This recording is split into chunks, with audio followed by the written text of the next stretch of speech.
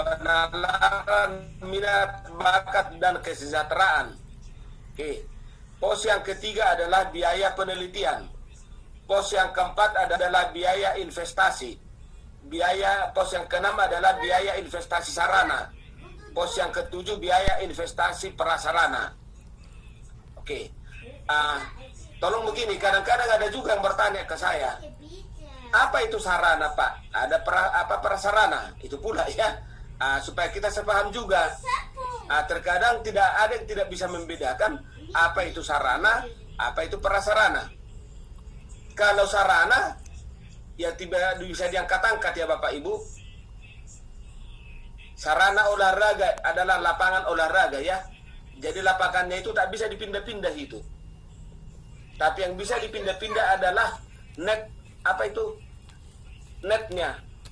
Maka itu adalah prasarana olahraga. Net bola voli. Tapi lapangan bola voli itu adalah sarana. Tapi net, gawang, bola itu bisa diangkat-angkat. Maka itu adalah prasarana. Gedung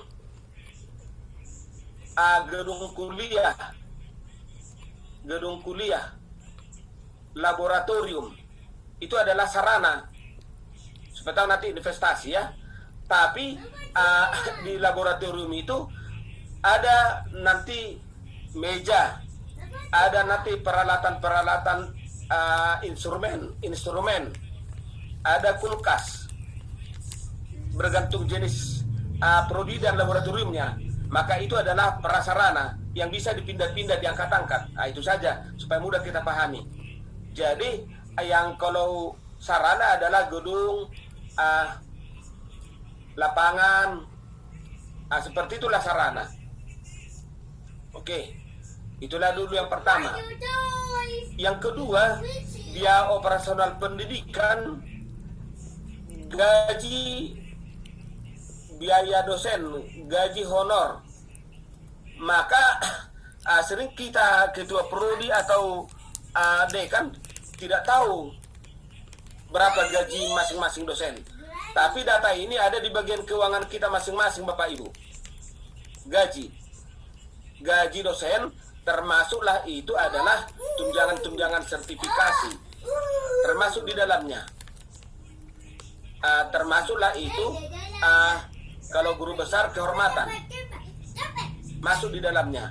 Jadi data-data ini Bapak Ibu kita peroleh ini di bagian keuangan. Ini. Jadi tidak bisa kita sendiri. Termasuk nanti biaya tenaga kependidikan juga, honor, itu ya. Termasuk kalau ada dosen tidak tetap, gajinya di situ juga, ya.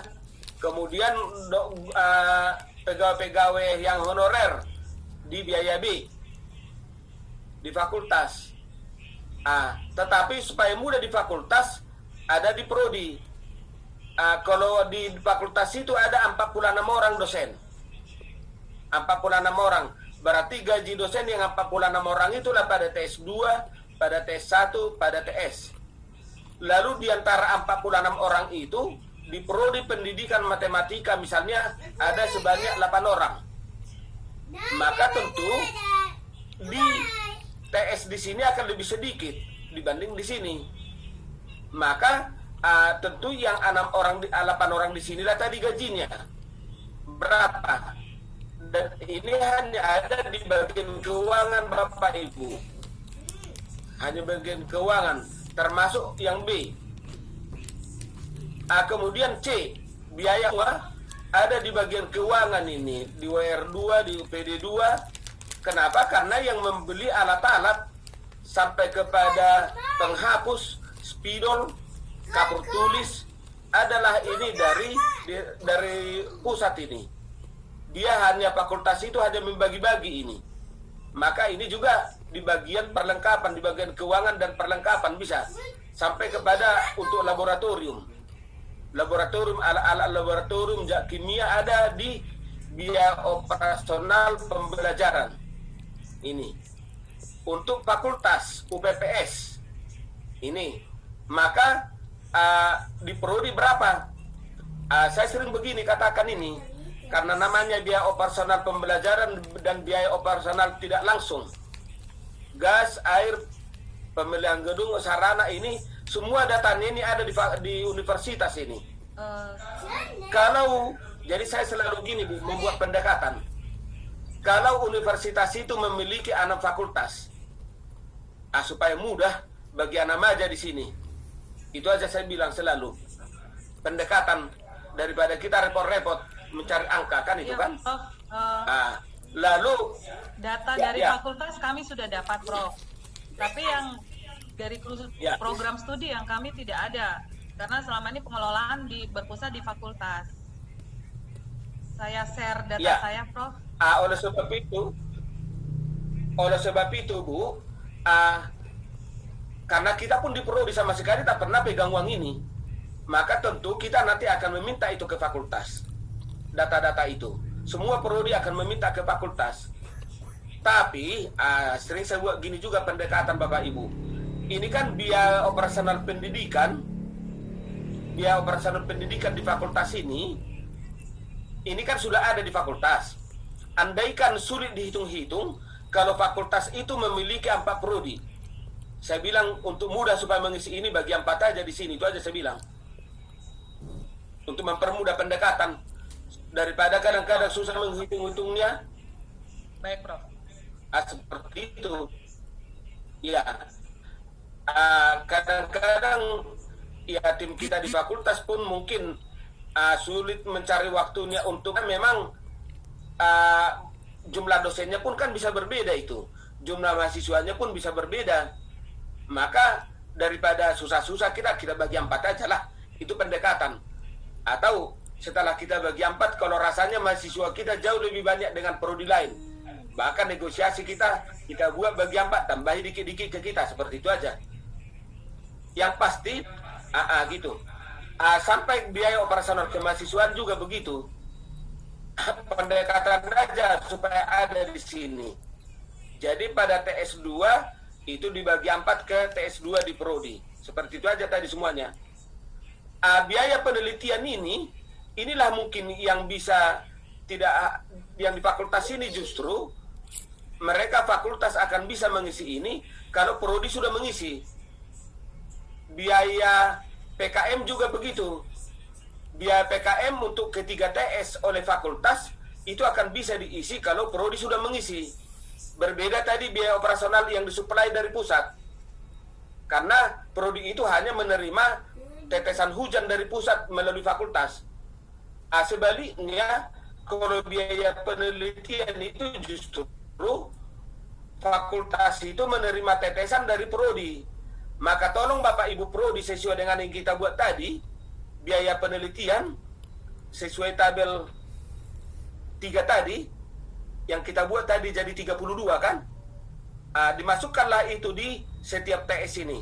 32, katakanlah tadi 32 penelitian kali 20 juta. Maka adalah 32 kali 660 juta ya. Misalnya 660 juta gitu. Maka nanti fakultas kalau ada dosennya kalikan 4 saja, misalnya oleh UPPS pendekatan kalau sulit dicari angka pasti. Tapi yang pasti prodi akan lebih mudah mengetahui berapa biaya penelitian yang dibuat oleh dosennya. Tolong begini, cenderung selama ini orang berpikir biaya penelitian itu adalah biaya yang datang dari lain. Ada dari DRPM misalnya, ada dari kerjasama, dari Pemkap, atau dari mitra kita. Lupa kita, andaikan itu tidak ada. Atau juga bisa termasuk dari yang saya sebutkan tadi, biaya penelitian yang dipakai oleh mahasiswa kita skripsi, itu kita konversi seperti tadi prosesnya. Sehingga akumulasi itulah semua Bapak Ibu, biaya penelitian untuk setiap TS ini, setiap prodi. Maka berdasarkan itulah nanti UPPS memperkirakan berapa biaya penelitian dan PKM untuk mereka. Biaya investasi berbeda lagi. biaya investasi ini juga datang dari atas ini. Kita nggak tahu sama sekali. Jangankan ketua prodi, dekan pun mungkin nggak tahu ini berapa biaya investasi SDM. Kenapa? Karena sebenarnya biaya investasi SDM ada kebijakannya direktorat itu. Mengirim dosen tugas belajar untuk bantuan penelitian dosen dari universitas dengan biaya BOPTN misalnya.